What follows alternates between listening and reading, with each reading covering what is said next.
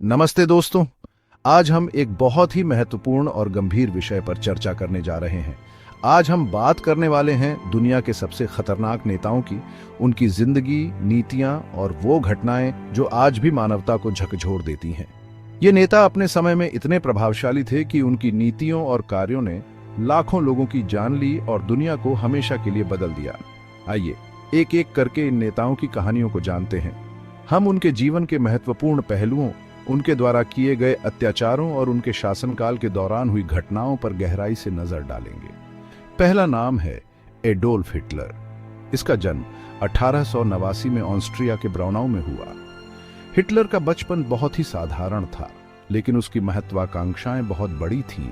युवा हिटलर ने पहले एक कलाकार बनने की कोशिश की, लेकिन असफलता ने उसे एक अलग राह पर डाल दिया। उसने वियना के कला अकादमी में प्रवेश पाने की कोशिश की, लेकिन उसे अस्वीकार कर दिया गया। इस असफलता ने उसके जीवन को एक नया मोड़ दिया और उसे राजनीति की ओर धकेल दिया। पहले विश्व युद्ध के दौरान उसने जर्मन सेना में सेवा की और युद्ध के बाद अपनी राजनीतिक करियर की शुरुआत की। युद्ध के दौरान हिटलर ने कई वीरता पुरस्कार जीते, लेकिन युद्ध के अंत में जर्मनी की हार ने उसे बहुत निराश किया। 1933 में हिटलर जर्मनी का चांसलर बना। उसने अपनी करिश्माई नेतृत्व क्षमता और प्रचार तंत्र के माध्यम से जनता का समर्थन हासिल किया। उसने नाजी पार्टी के माध्यम से सत्ता पर काबिज होकर एक भयानक तानाशाही की स्थापना की। नाजी पार्टी की विचारधारा ने जर्मनी को एक नस्लीय श्रेष्ठता के सिद्धांत पर आधारित समाज में बदल दिया। इसके तहत उसने नस्लीय सिद्धांतों के आधार पर यहूदियों, समलैंगिकों और कई अन्य समुदायों का अत्याचार किया। हिटलर की नीतियों ने लाखों निर्दोष लोगों की जान ली और उन्हें अमानवीय परिस्थितियों में जीने पर मजबूर किया। हिटलर की नीतियों के कारण 1939 में द्वितीय विश्व युद्ध छिड़ गया, जिसमें 60 से 85 मिलियन लोगों की जान गई। यह युद्ध मानव इतिहास का सबसे विनाशकारी संघर्ष था, जिसने दुनिया के लगभग हर कोने को प्रभावित किया। इसके साथ ही हॉलोकॉस्ट के तहत 6 मिलियन यहूदियों की हत्या की गई। ये मानवता के खिलाफ एक ऐसा अपराध था जिसे कभी भुलाया नहीं जा सकता।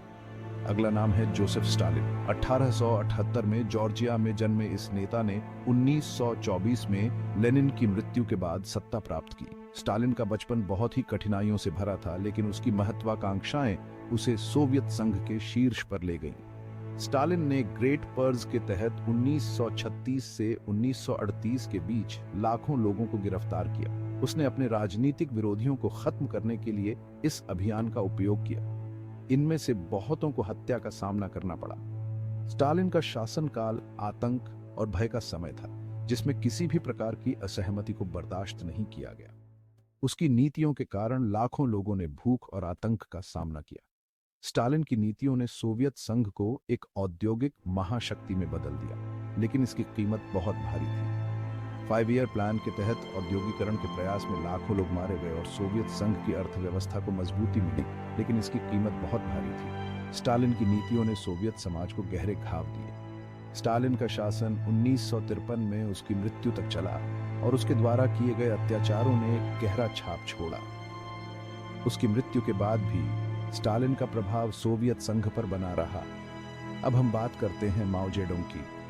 1893 में जन्मे माओ ने 1949 में पीपल्स रिपब्लिक ऑफ चाइना की स्थापना की। माओ का जीवन संघर्ष और क्रांति से भरा था और उसने चीन को एक नए मार्ग पर ले जाने का प्रयास किया।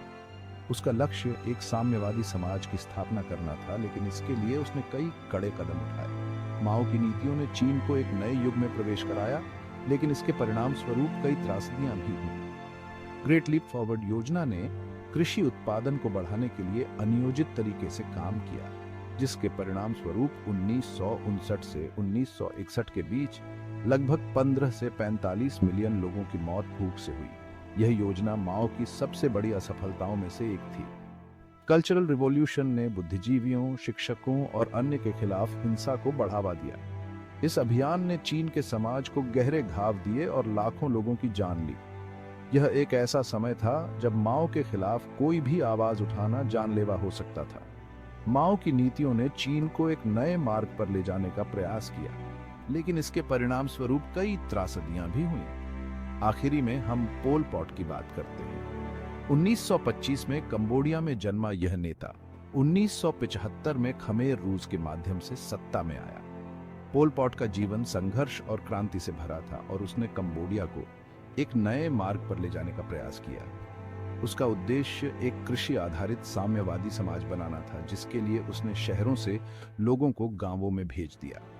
पोल पॉट की नीतियों ने कंबोडिया को एक नए युग में प्रवेश कराया, लेकिन इसके परिणाम स्वरूप कई त्रासदियां भी हुईं। इस प्रक्रिया में लाखों लोगों को भूख और दुर्व्यवहार का सामना करना पड़ा। पोल पॉट की नीतियों ने कंबोडिया को गहरे घाव दिए और लाखों लोगों की जान ली। उसके शासन के दौरान 1975 से 1979 के बीच लगभग 1.7 मिलियन लोग मारे गए, जो कि कंबोडिया की कुल जनसंख्या का 1/4 था।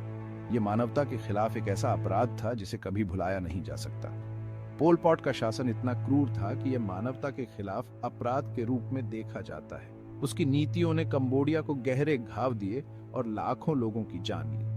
इन सभी नेताओं का इतिहास हमें याद दिलाता है कि कैसे सत्ता के लालच और क्रूर नीतियों ने लाखों लोगों की जानें ली। यह हमें यह भी सिखाता है कि हमें हमेशा सतर्क रहना चाहिए और इतिहास से सीखना चाहिए, ताकि हम फिर से ऐसी घटनाओं को दोहराने से बच सकें। हमेशा याद रखें, इतिहास से सीखना जरूरी है ताकि हम फिर से ऐसी घटनाओं को दोहराने से बच सकें। हमें यह सुनिश्चित करना चाहिए कि हम अपने समाज को न्याय, समानता और मानवता के सिद्धांतों पर आधारित बनाएं। अगर आपको यह वीडियो पसंद आया हो तो लाइक करें, सब्सक्राइब करें और अपने विचार कमेंट में जरूर बताएं। धन्यवाद।